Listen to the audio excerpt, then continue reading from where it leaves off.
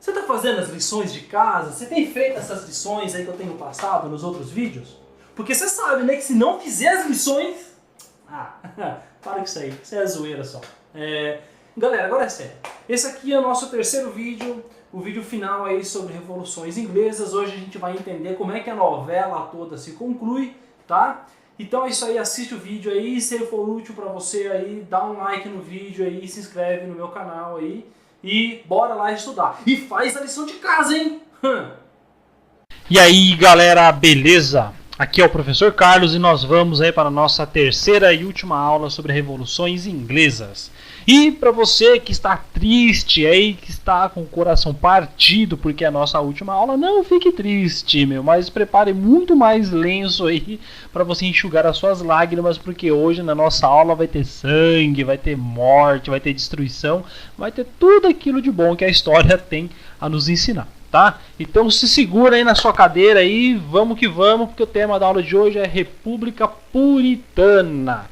E para você que vem acompanhando nossas aulas aí, né, aqui estão dois personagens que nós vimos na nossa última videoaula. E se você abriu esse vídeo primeiro por engano, cara, para isso daí, dá um pausa, sai do Facebook, volta lá, assiste o vídeo da aula anterior, senão você vai ficar chapando aqui nessa aula, cara. Você não vai saber quem é Oliver Cromwell, você não vai saber quem é Carlos I, você não vai saber nada e vai ficar triste, vai querer cortar os pulsos e já era, né? Então não faça isso, cara. Agora, você que vem acompanhando as nossas aulas aí, vamos retomar algumas coisas da aula anterior aí, né? Nas cenas do nosso último capítulo, né, na novela anterior, nós vimos que Carlos I entrou numa guerra aí com Oliver Cromwell, né? Oliver Cromwell representava aí o time aí de uma galera que queria mudanças na Inglaterra, queria mudar a sociedade, estava apoiando a economia dos burgueses, e o Carlos I era o reaça da história, né? Ele era o cara que estava junto com a nobreza, estava junto com o clero anglicano, e o Carlos I estava defendendo ainda aquele modo de vida absolutista, né, cara, onde o rei ainda concentrava todos os poderes em suas mãos. E na nossa última videoaula nós vimos aí, nós paramos a nossa aula no momento que esse cara aqui começou a lutar com esse cara aqui, né, em um evento conhecido como Guerra Civil. E eu comentei com você aí sobre um filme que está no YouTube, assiste lá e vamos continuar com a nossa aula aí. Você deve estar se perguntando assim, professor, mas eu vi lá, cara, o que aconteceu com o Carlos I, mano? O que rolou com esse cara? O que o Cromwell fez? O que ele não fez? Olha aí, galera, o que ele fez? Chegou lá e pá! Cortou a cabeça do Carlos I.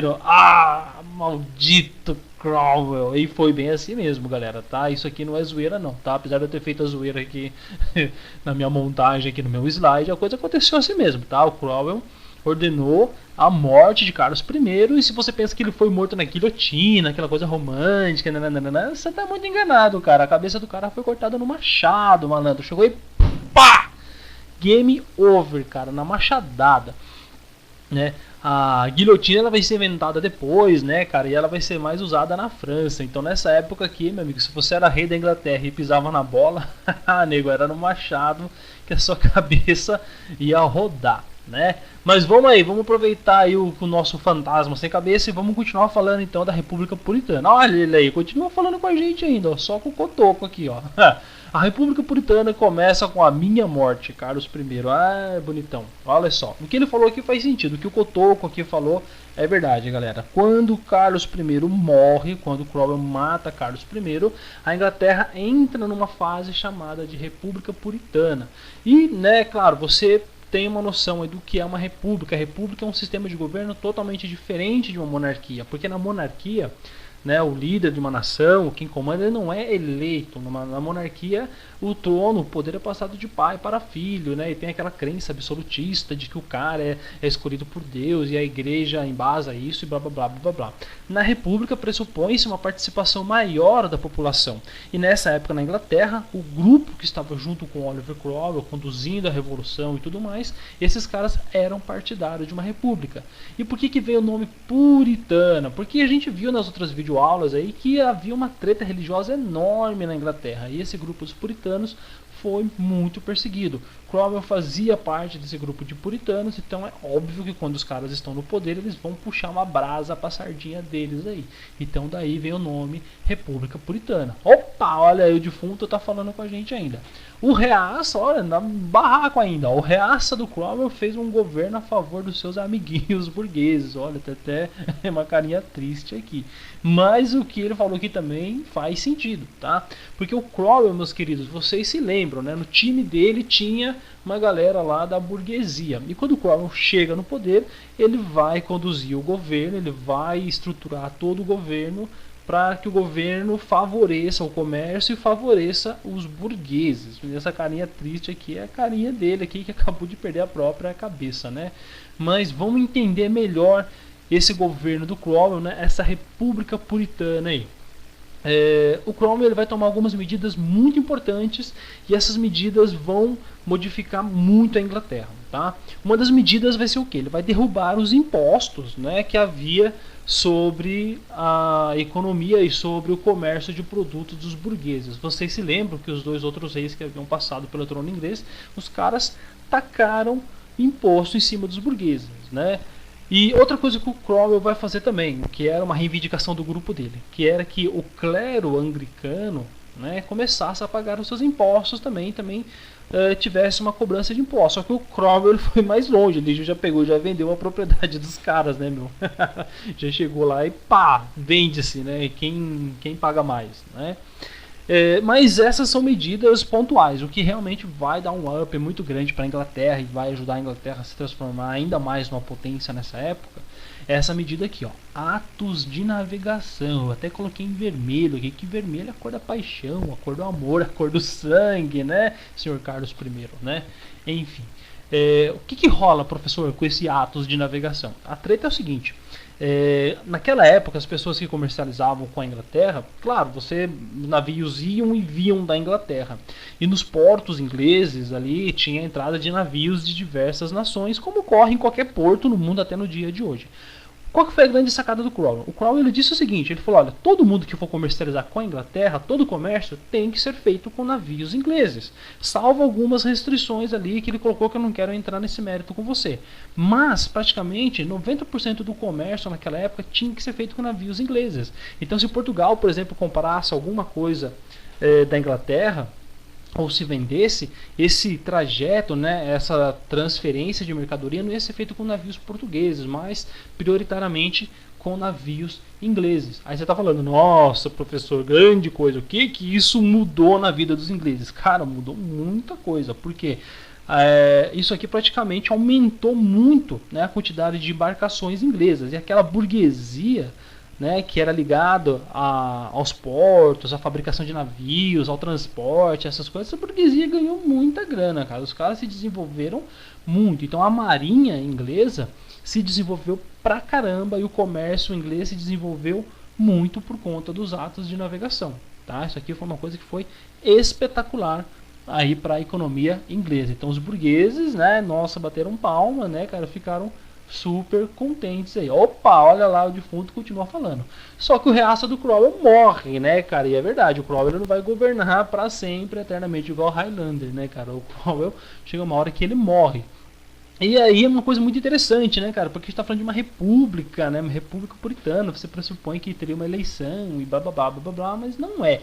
Quem vai acabar assumindo aí o comando da bronca é o filho do Cromwell. Só que o filho do Cromwell, o cara governa por alguns meses lá e ele não aguenta a bronca não, cara. Tanto é que o falecido aqui tá feliz, ó, kkkk. Porque o filho do Cromwell ele não consegue manter o governo, né, cara? Então assim, o que vai acabar acontecendo? A gente vai perceber que quem vai assumir a coroa, quem é o filho do Carlos I. Ah, e agora, Cromwell, hein, seu reaça? Né? Então, o que vai acabar acontecendo então? Olha como você vê que o mundo gira, né, cara? O Cromwell foi lá, fez toda a revolta, a Revolução Puritana, a Guerra Civil e pá, matou o Carlos I, como a gente viu aqui na machadada, né? Só que depois o filho do Cromwell não consegue assumir, não aguenta a bronca do governo inglês, e quem vai acabar assumindo é o próprio filho do Carlos I, né? Que vai entrar no trono chamado de Carlos II.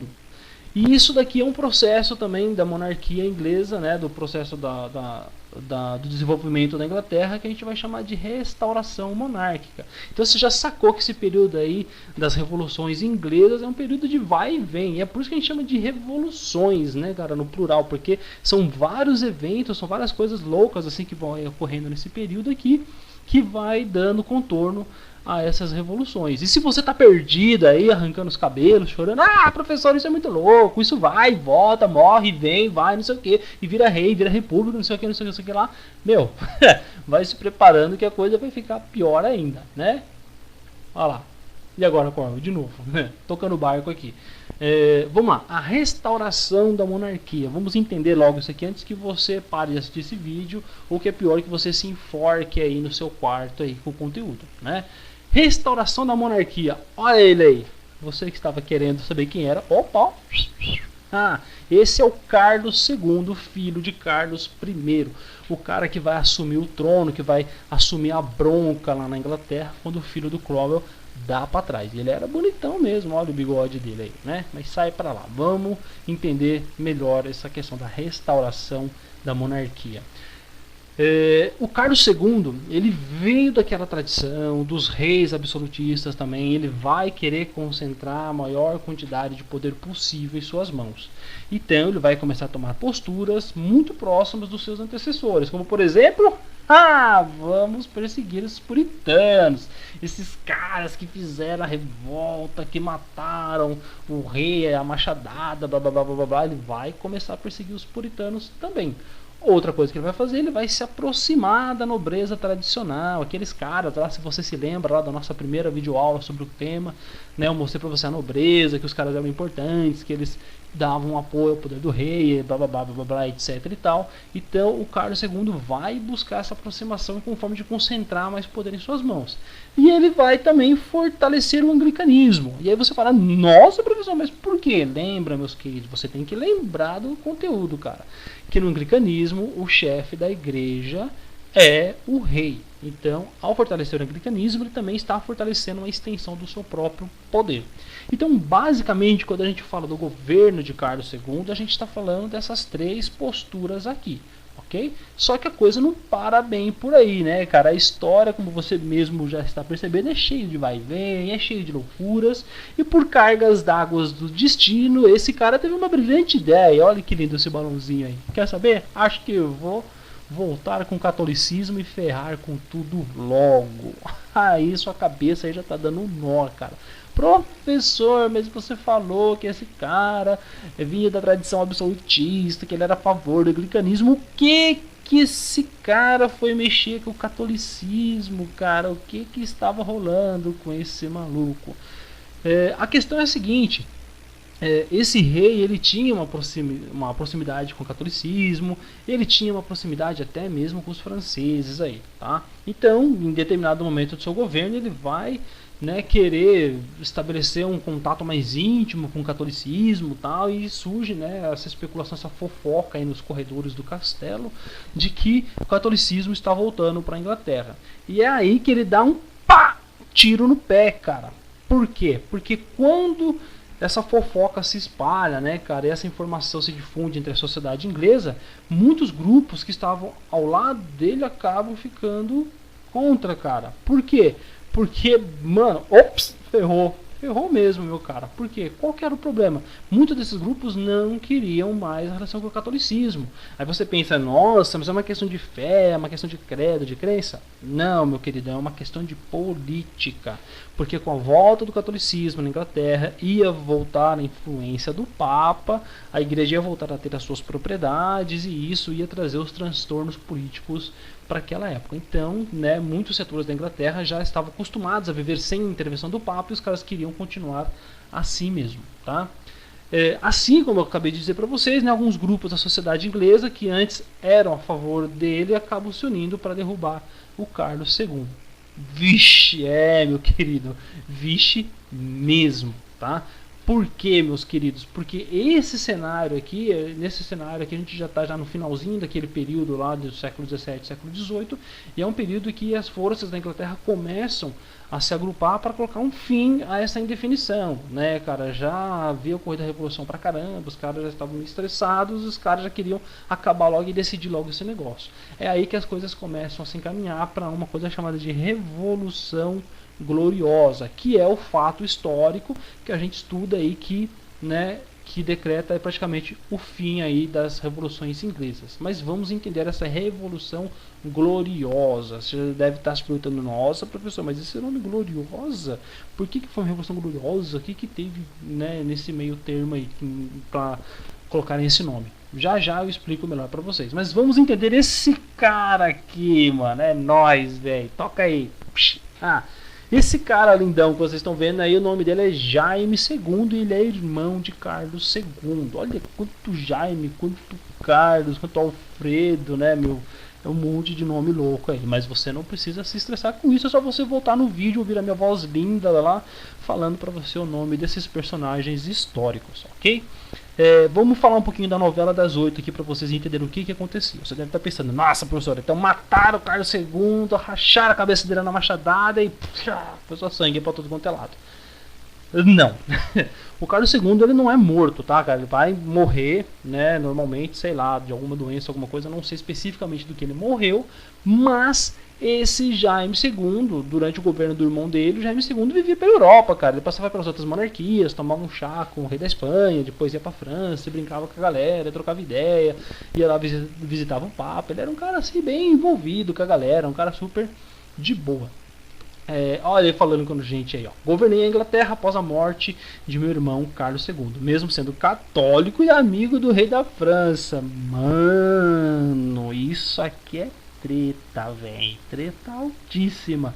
Porque o Jaime II, cara, além dele ser católico, que já era um palavrão naquela época na Inglaterra, ele ainda era rei da França, cara. É tipo assim, é tipo você ter o seu melhor amigo aí, o seu melhor amigo aí gostar, né, de algum argentino, né, cara? Tipo, mano, como assim, né, meu? Vou bater em você, né, cara?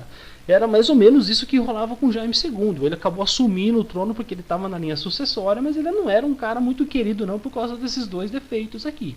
E aí uma fofoca histórica aí, tinha muita gente lá na coroa, na corte inglesa que não sabia dessa parada aqui não. Isso era uma coisa meio na surdina. Aí com o tempo aí a galera foi fofocando e foi descobrindo aí que o cara, opa, Jaime, você é católico, maluco, vou pegar você, cara. Ele também é amiguinho do rei da França, né? E aí, cara, o bicho pegou pro lado dele.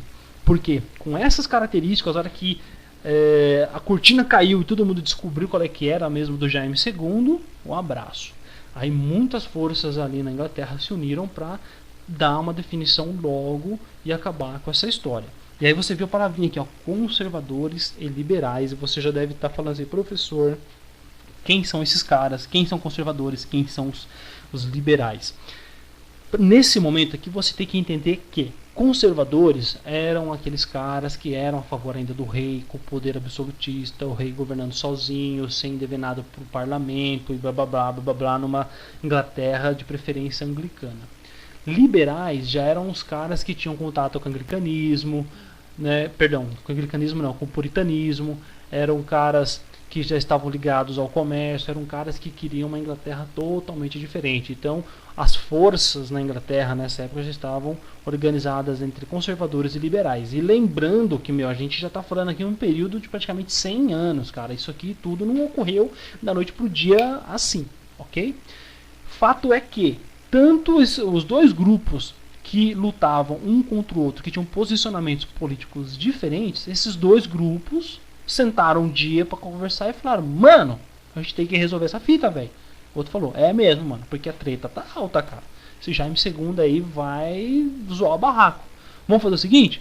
Vamos atrás de um outro cara que queira ser rei. Aí eles pediram um currículo pra galera, entraram no Facebook. Mentira, nada disso, não existia naquela época, né? Mas eles acharam um primo distante aí do Jaime II. Era um cara aí, um holandês chamado Guilherme de Orange, né? E por ser primo, ele fazia parte da árvore genealógica, então ele podia muito bem assumir o trono da Inglaterra. Então os caras chegaram nele e falaram: e aí, Guilherme, beleza, velho? Toca aí. Então, é o seguinte, tem uma treta rolando na Inglaterra aí, você não quer ser rei da Inglaterra não, mano? Aí o que vocês acham que ele respondeu? Claro que sim, né, mano? Até eu que sou tonto, né? Se os caras me oferecessem a coroa inglesa, eu aceitaria. Até você também, mano, que tá assistindo o vídeo aí. Não vem que não tem não, tá? E o Guilherme de Orange, ele aceita, mano. Ah, cheguei, cadê a minha coroa? Mas, opa, isso mesmo, Jaime II, ferrou. E foi assim mesmo, o Jaime II, ele sai fugido, mano, da Inglaterra, cara. Olha a fofoca, mano. Ele sai, ele vaza, ele vai pra França e fica intocado lá até o dia da morte dele, que ele deve morrer de alguma coisa que eu também não sei, tá? Mas ele foge e quem é empossado é esse Guilherme de Orange. Aí você fala: nossa, professor, o cara chegou arrebentando, mandando tudo pro beleléu. Não. Por quê? Esse cara, ele ganhou, mas não levou o prêmio. Como assim, professor? Agora a coisa ficou louca mesmo. Ficou muito maluca. Porque é o seguinte, eles disseram assim: Guilherme, você vai ser rei, mas você tem que aceitar a declaração de direitos. Aí ele falou: demorou, daqui que eu assino. E assinou. Sniff, é Sniff mesmo. Aí você fala: nossa, professor, o que teve nessa declaração de direitos? O que teve foi isso aqui, meu querido. Esse documento, ele limitava o poder do rei e iniciava a monarquia parlamentarista na Inglaterra. Aí você fala: e o que, professor? Não entendi nada. Explica melhor. Monarquia parlamentarista é aquele sistema que eu vinha falando para vocês desde a nossa primeira videoaula sobre o tema, tá? Onde o rei, ele governaria, mas ele não teria todo o poder, onde ele teria que negociar a todo momento com o parlamento. E o parlamento, ele não só fiscaliza, mas o parlamento, ele também tem o poder de vetar algumas ações do rei. Então, se o rei quiser fazer alguma coisa e os parlamentares não quiserem, os caras vão lá e pá! E limitam o poder do rei, recusam, tal. Então o rei, ele não tem aquele poder absoluto de mandar e desmandar. O parlamento está a todo o momento cobrando o cara ali. E o parlamento, ele é composto, né, por políticos, por parlamentares que são eleitos, né? Claro que nessa época você não deve pensar que todos os cidadãos da Inglaterra estavam votando e tinha uma democracia e o voto universal. Mas as pessoas eram eleitas, eram escolhidas, né, dentre a elite da sociedade inglesa para fazer parte desse parlamento aqui. E esses parlamentares eram que eles praticamente governavam, eram eles que praticamente davam as cartas na sociedade inglesa. Ah, Sniff número 2, isso mesmo, pode chorar, meu cara, porque esse cara aqui descobriu que ele virou só um bonequinho de enfeite lá na Inglaterra. Igual hoje em dia, né, a rainha da Inglaterra, ela aparece lá na sacada, dá tchauzinho pra mim, pra você e fica lá parecendo um androide lá, mas ela não governa, ela não pode tomar nenhuma postura rígida. Ela não pode, por exemplo, pegar lá e declarar guerra para a França, entendeu? Que é uma coisa que talvez ela queira no fundo do coração dela, mas ela não pode porque ela não tem esse poder. Isso aí depende do parlamento inglês. Inclusive, recentemente não foi ela que tirou, né, a Inglaterra do grupo europeu, né, da União Europeia. Isso aí teve um referendo e o primeiro-ministro lá da Inglaterra que teve que dar a canetada. Inclusive ele era contra e ele saiu fora, né? Mas enfim, isso daí é outro assunto que a gente vai ver quando a gente começar a falar de atualidades, tá? O que você tem que entender é que toda a novela do conteúdo das revoluções inglesas termina nisso. E aí a interrogação ainda está na sua cabeça, cara, porque você já está aí me ouvindo a falar todo esse tempo, você já está com ódio da minha voz e você ainda não sabe por que essa revolução chama-se Revolução Gloriosa. Sabe por quê? Sabe por quê? Porque não houve morte. Não houve. Foi o único momento que não houve morte, porque o outro rei saiu, fugiu para a França e esse cara assumiu o trono inglês sem dar um único tiro. Por isso que é Revolução Gloriosa. Uma revolução linda, maravilhosa. Tchuki-tchuki. Então, sim, percebam que a Inglaterra, ela se transformou em algo totalmente diferente daquilo que a gente viu lá na primeira videoaula. Aquela estrutura com rei, anglicanismo, a nobreza, servos e burgueses, né, na base da pirâmide, tudo aquilo foi pro beleléu e agora a Inglaterra se torna uma sociedade, uma monarquia parlamentarista. Os burgueses ascendem, né, cara, politicamente começam a fazer parte desse parlamento. Professor, e aquela galera mais pobre que morava na base da pirâmide, os servos, eles continuam ferrados? Sim. Continuam passando fome? Sim. São miseráveis? Sim. Continuam... Sim. Para esses caras aí a coisa não mudou muito não, tá? A gente vai ver que as coisas vão mudar mais adiante em outros contexto. Mas nesse momento o que aconteceu foi que os burgueses ascenderam politicamente, viveram felizes e passaram a criar pôneis cor-de-rosa, né, nos campos ingleses. E agora faça as lições de casa, meu caro. Entra aí no final do vídeo aí, tem aí o link para você fazer download da lição de casa e faz a lição de casa, meu velho. Senão você vai ficar me ouvindo falar, vai ficar me ouvindo aí no vídeo no YouTube, vai ficar viajando a noite inteira aí, ou de tarde, ou de manhã, sei lá que horário que você tá vendo esse vídeo, e não vai aprender nada, cara, tá? Pega as lições aí, responde, seja feliz, e é isso aí. Essa foi a nossa última aula, então, sobre o tema das revoluções inglesas, e se tudo der certo e as forças do universo conspirarem, eu volto aí, né, com temas de outras aulas aí para nossa alegria, tá? Se inscreve aí no canal, dá uma força pra gente aí, e é isso aí, aquele abraço, agora eu vou embora. Fui, tchau, fui.